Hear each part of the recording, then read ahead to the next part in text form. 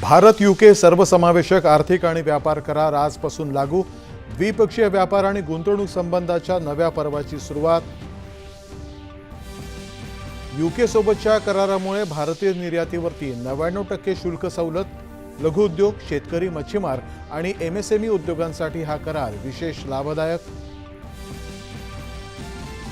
पंतप्रधानांकडून कराराचं स्वागत। हा करार प्रत्येक भारतीयासाठी मोठ्या संधीची दारं उघडणार। पीयूष गोयल यांची प्रतिक्रिया।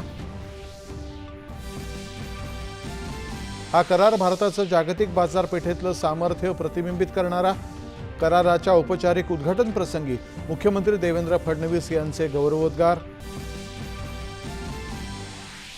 पहिल्याच दिवशी भारतामधून 14 कोटी रुपये मूल्याच्या मालाची भारतातून यूकेला निर्यात। निर्यातदारांमध्ये या करारामुळे उत्साह। सेमीकंडक्टर व्यवस्था उभारणाऱ्या सेमिकॉन प्रकल्पाच्या दुसऱ्या टप्प्याला केंद्रीय मंत्रिमंडळाची मिळाली मंजुरी। मोबाईल फोन उत्पादन योजनेला ही मंजुरी।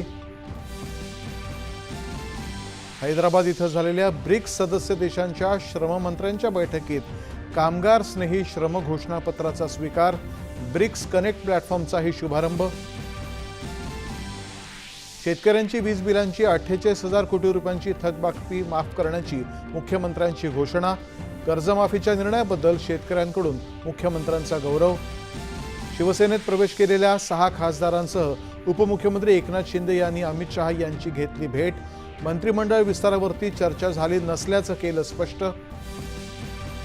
केंद्र सरकारनं प्रस्तावित मतदारसंघ पुनर्रचना विधेयकात सर्व राज्यांना 50% जागांची तरतूद केल्यास इंडिया आघाडीच्या घटक पक्षांशी चर्चेनंतर निर्णय। सुप्रिया सुळे। उपमुख्यमंत्री दिवंगत अजित पवार यांची जयंती शासकीय कार्यक्रमाच्या यादीत समाविष्ट।